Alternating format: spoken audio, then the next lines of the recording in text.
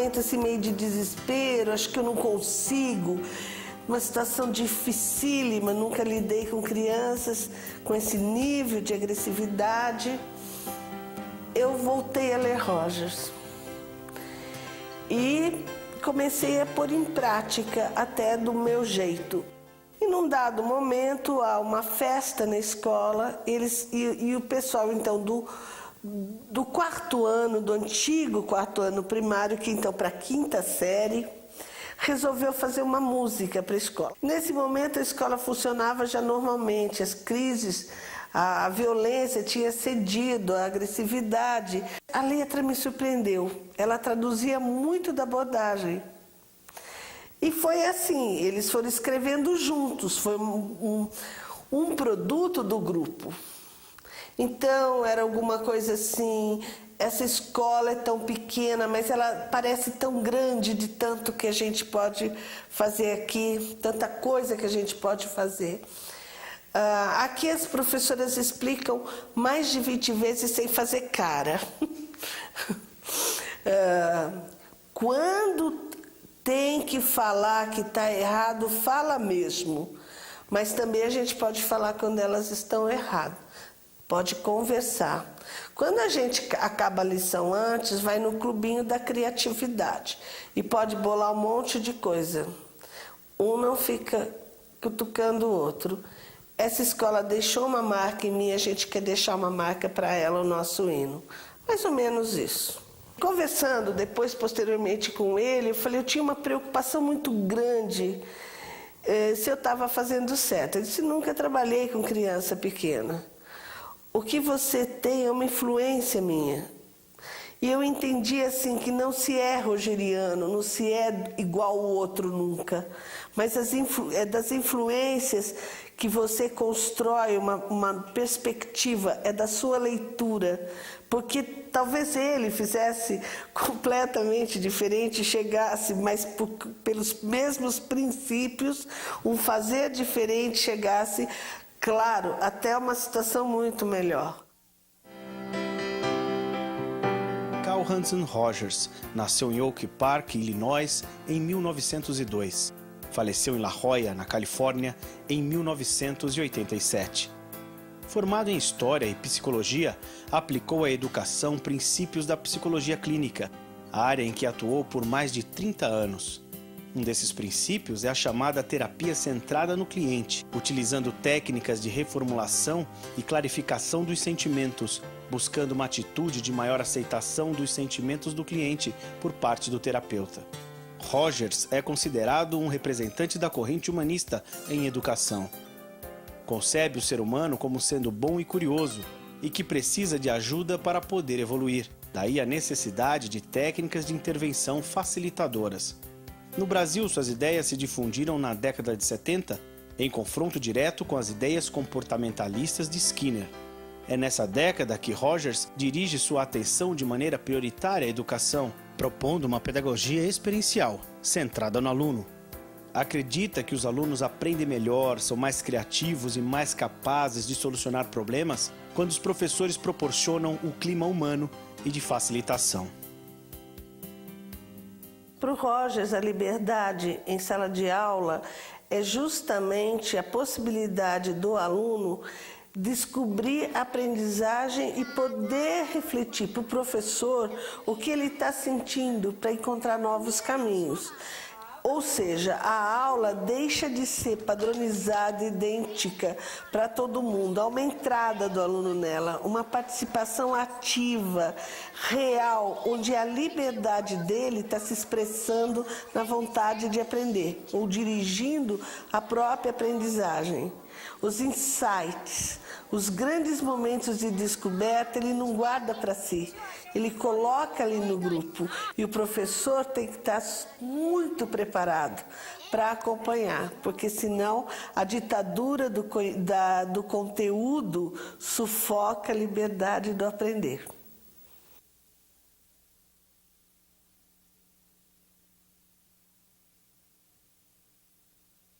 Professor, para ele trabalhar nessa abordagem, ele precisa desenvolver uma escuta sensível. sensível ao aluno, ao sentido da pergunta do aluno. Ele precisa ter uma certa paciência, um compromisso com essa escuta. A escuta sensível, a escuta sem julgamento. É a escuta capaz até, se for um caso de uma brincadeira, de uma falta de atenção, colocar o limite, mas primeiro ouvir. Isso é extremamente importante. Essa escuta que vai se fazendo sensível ao ato de aprender e ao significado que essa aprendizagem vai ter na construção dessa pessoa. Para Rogers, é uma pessoa em construção, não um aluno construindo apenas comportamentos acadêmicos. Quando alguém exprime um sentimento, uma atitude ou uma opinião, nossa tendência é quase de imediatamente sentir está certo, que besteira ou não é normal. Raramente permitimos a nós mesmos compreender precisamente o que significa para essa pessoa o que ela está dizendo.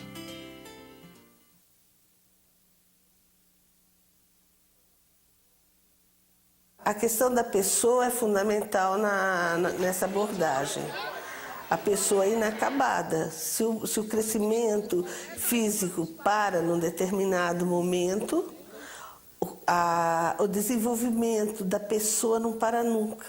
Como é uma garagem, nós vamos ter que dar uma paradinha, olhar para ver se não vem carro. Se não vier carro, nós podemos passar, tá bom? Estão olhando a luzinha?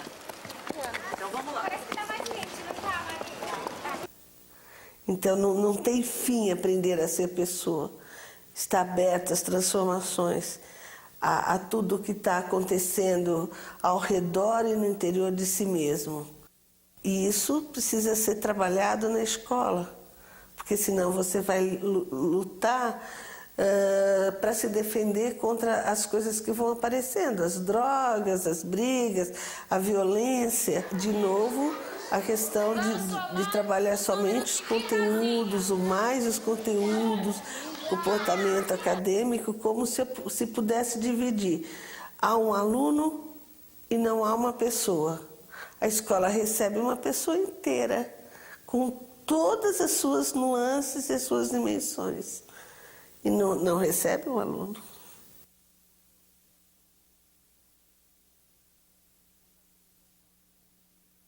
A facilitação significa uma situação em sala de aula em que o professor se coloca, porque ele tem uma escuta sensível, um olhar sensível ao aluno como indivíduo e ao grupo como um todo, e pela empatia, ele vai fazendo com que a aprendizagem seja conduzida de uma maneira em que ele funcione não como aquele que ensina, que cobra, que enche o pote do aluno de conteúdo, para depois ele poder cobrar, mas é aquele que vai ensinando e vai conduzindo de uma forma consciente, rigorosa e afetiva o aluno a aprender e a entender o significado, criar sentido,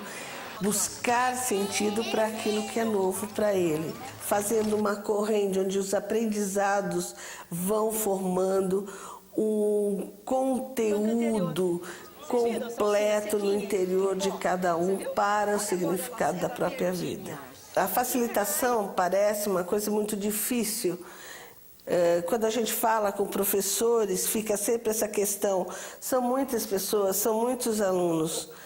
E eu tive uma experiência diretamente com Rogers na Universidade de San Diego, em 1980. Marcante. Eu tive um problema cirúrgico no dente, na gengiva. E enquanto o Rogers falava lá na frente, conduzia um workshop, eu várias vezes fui sair para tomar aspirina, porque tinha muita dor. E mesmo o pessoal que estava no pequeno grupo não percebia, achava que eu tinha ido tomar água, E, de repente, numa das minhas saídas, Carl Roger sai pela outra porta e me encontra tomando água. E me pergunta, o que há? Porque você tem um olhar e uma postura de dor. Eu era praticamente uma estranha num grupo de 80. E dali da frente, ele pôde distinguir a dor que devia estar visível em todos os gestos, né? E eu estava de aluna super aplicada ali, tentando aproveitar ao máximo aquela situação.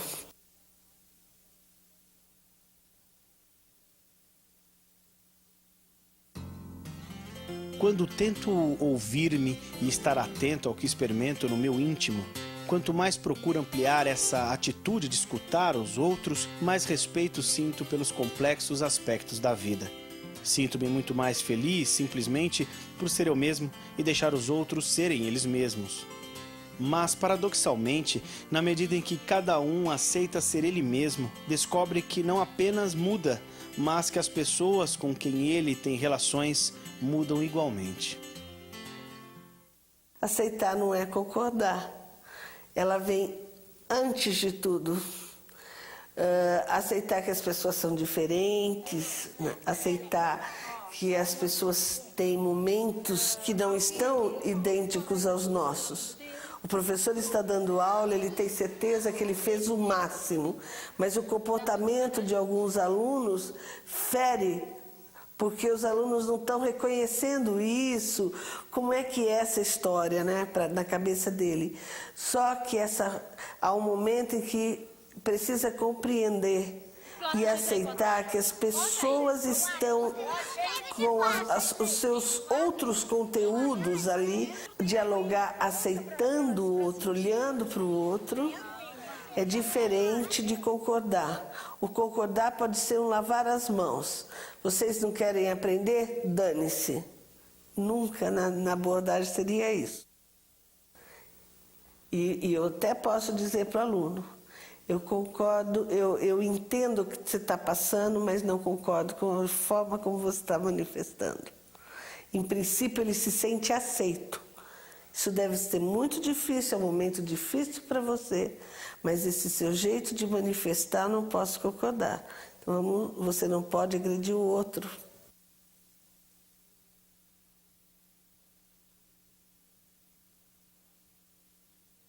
Eu concordo que a profissão fique cada vez mais interessante e mais cheia de vida, porque, em princípio, está se professando a fé no ato de aprender do outro. O grande problema é que o professor precisa se preparar para um outro paradigma.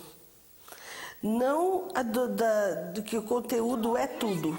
Algumas pessoas aprendem ouvindo, outras pessoas precisam conversar para aprender, precisam entender, discutir. Outros rabiscam. Enfim, são inúmeras formas de aprender que estão ali naquela sala com um monte de gente. A dificuldade do professor é muitas vezes querer passar o conteúdo de um jeito só. E eu estou usando uma fala comum, passar o conteúdo. Esse conteúdo não é para ser absorvido tal como foi passado, é para ele ter um sentido, porque senão não vale a pena estar lá, nem para o professor, nem para o aluno. Eu acho que na medida em que o professor perde o medo de errar, ele perde o medo de não saber responder o que o aluno perguntou, ele é real e verdadeiro naquele momento, ele garante um respeito, se respeita também e simplesmente a profissão ganha mais força. É essa questão que permeia essa construção do humano, até porque o aluno também vai compreender o que é aprender, que o professor está em situação de aprendizagem. A hora que tem um ser que não está numa situação de aprendizagem, mas deu-se ponto definitivo, é assim e acabou. E não é. A gente sabe que não é. O ensinar é uma consequência de colocar-se em aprendizagem. Quem parou de aprender também parou de saber ensinar.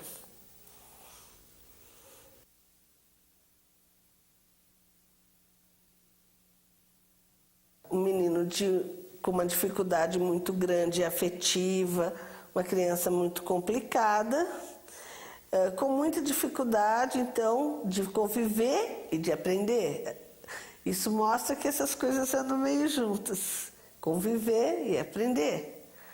Aos poucos, fomos trabalhando com ele, com a mãe. Ele era um menino submetido a castigo muito grande, olhar no milho, tal, menino que não trabalhava muito bem as emoções, não chorava, não ria, sempre muito fechado. E num trabalho dele junto com a mãe, confessando junto, e ela disse que iria começar a fazer o que nós fazíamos na escola, dialogar, colocar limite, e não ia mais bater, nada disso. Se comprometeu, ele teve uma atitude pela primeira vez de uma emoção forte, de entender o que estava se passando com ele, de expressar isso. E com isso, essa barreira foi caindo, ele foi se aproximando e fazendo parte cada vez mais daquele grupo, daquela vida, das coisas que aconteciam ali na escola, na pré-escola. E depois ele foi para o 1º grau. E um dia ele apareceu com a professora dele, disse, vem aqui, né? E apresentou assim, essa é minha professora de agora, conta para ela como é que faz para dar certo, que para eu aprender. A experiência é, para mim, a suprema autoridade. Nenhuma ideia de qualquer outra pessoa, nenhuma das minhas próprias ideias, tem a autoridade de que se reveste a minha experiência. Sinto que o único aprendizado que influencia significativamente o comportamento é o aprendizado autodescoberto, autoapropriado. O poder pessoal é esse poder que você que é só seu, por isso é pessoal. É você se colocar no mundo e dizer, olha, eu estou aqui, eu preciso disso, eu quero isso. Não é um poder ditatorial, não é um poder hierárquico, não é poder atribuído pelo outro, dado. Ele é conquistado, ele é um direito até, ele é bom, é o poder do bem, é o poder da pessoa que é capaz de lutar para se construir, para se descobrir, para fazer alguma coisa por ela mesma, sem o exercício da violência. E aquele menino é um bom exemplo disso. Poder pessoal de aprender. Ele foi lutar por ele, da forma como ele viu os seus professores anteriores funcionando. O exercício do poder pessoal é extremamente importante, a construção desse poder pessoal, porque muitas vezes é tanto não, é tanto corte, é tanta punição em sala de aula, que ele só se manifesta na agressão e na violência, não na construção de um futuro.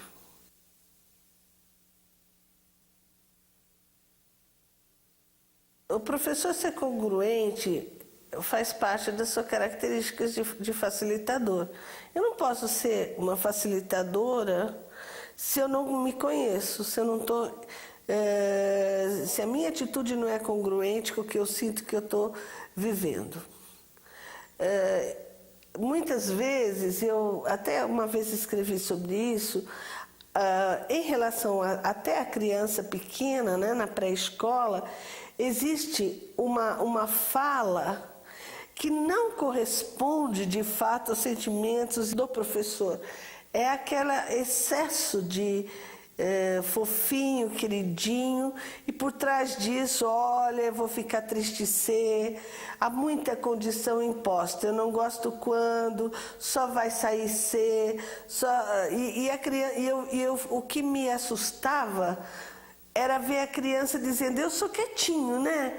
Eu tô quietinho, né? Você gosta de mim, eu tô quietinho, eu tava bonzinho, né? Parte da conversa, do diálogo, sob condição, colocando o aluno sob uma condição para ser aceito, para ser amado, para ter um lugar ali.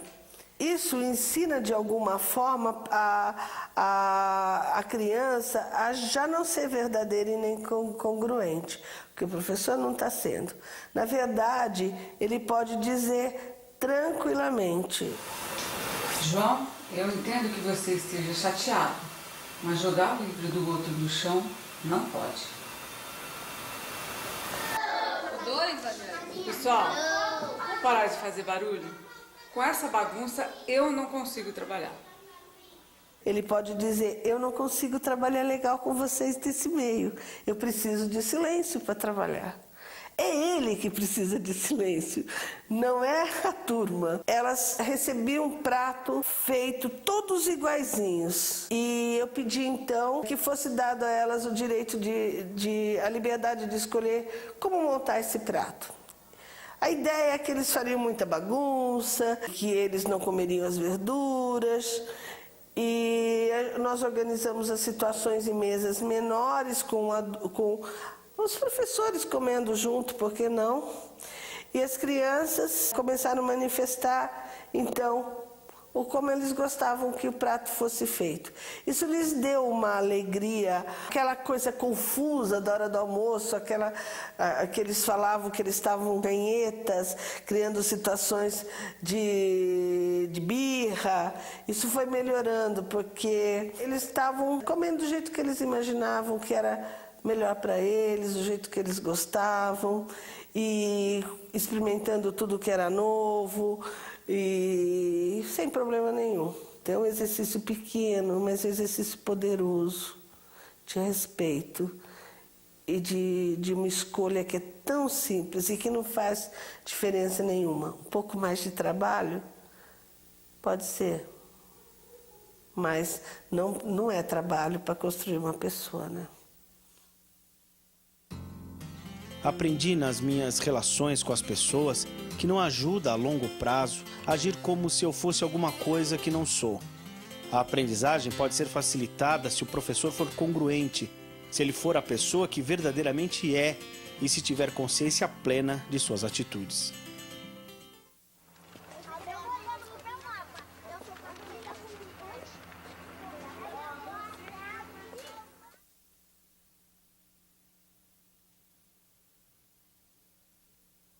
Inicialmente, o Rogers, como terapeuta, ele começou a discutir a partir então do indivíduo. E até se falava muito nisso. É uma abordagem que não dá conta do grupo.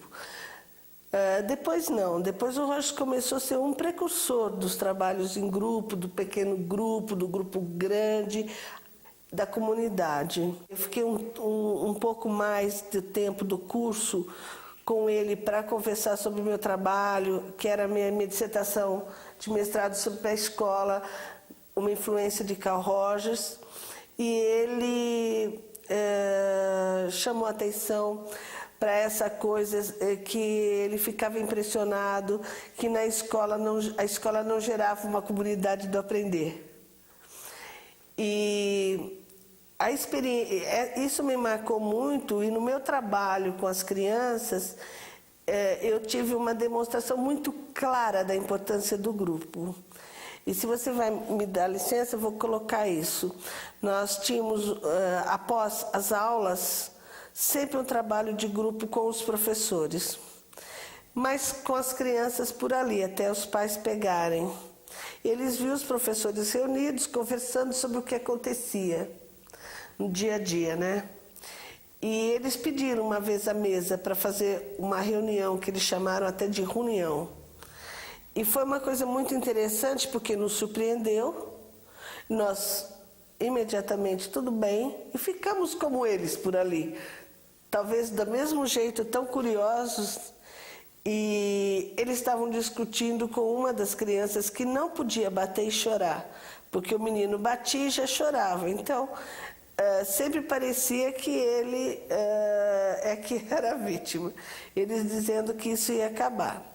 E numa outra situação que eu acho assim, que me marcou demais,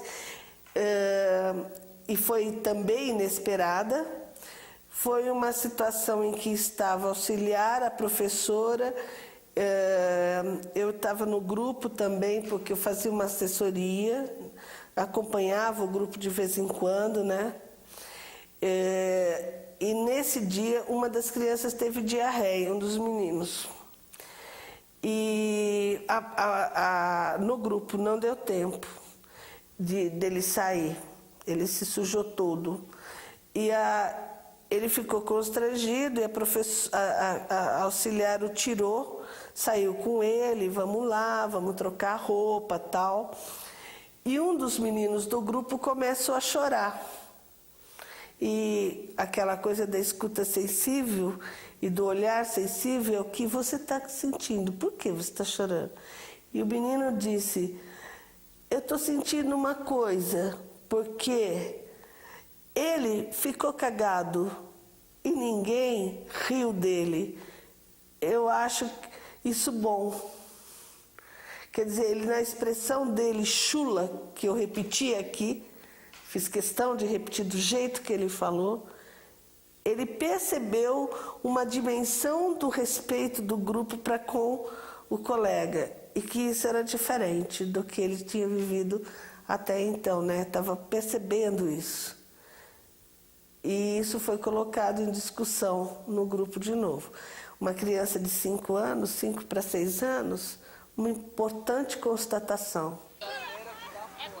Os grupos têm histórias próprias e a sala de aula é um grupo diferenciado. O que dá certo numa pode não dar na outra. A maior parte das vezes não dá. Então, acho que o que ele traz de uma contribuição muito grande nessa questão de grupo é: que grupo é esse? Que vida é essa? Quais são as bases de construção dele? Qual é a ameaça que temem e qual é o tamanho da ameaça que eles geram quando estão juntos?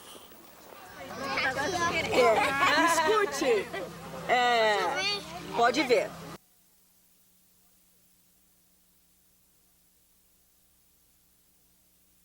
O limite não é podar a pessoa, impedir, mas é aquele momento em que há uma parada necessária. O limite, ele protege. E com as crianças de pré-escola, eu percebi a ausência, uma tendência à ausência dos limites. Uma falsa ideia de poder que os pais acabam dando e que os professores também. Então pode tudo e não pode nada, pode tudo desde que ninguém tenha que entrar em contato com o que está se passando na cabeça das crianças. Ou então não pode nada, que não é o limite. O limite é um não necessário e não um festival de recusa. O limite tem sentido, que diziam que as crianças saíam da frente da televisão. Eu dizia, minha senhora, tem um botão que desliga, é o mesmo que liga. Sabe, se foi ligada, é possível ser desligada. É o mesmo botão. Eu uma vez fiquei tão preocupada, a escola ficou tão preocupada com as reclamações, com os problemas em relação a não come, e nós fizemos uma mesa de tudo que os pais reclamavam das crianças. Salsicha, doce, não sei o quê, não sei o quê, não sei o quê. Primeiro convidamos os pais a tomar um lanche e fizemos uma observação e depois pedimos que eles dissessem como eles comeram. A maior parte comeu desordenadamente. Comeu salsicha, depois comeu doce, não sei o quê, não sei o quê. Não obedeceu aquela ordem que eles queriam, né? Então, possivelmente, não havia uma coerência e uma consistência na fala deles dentro de casa.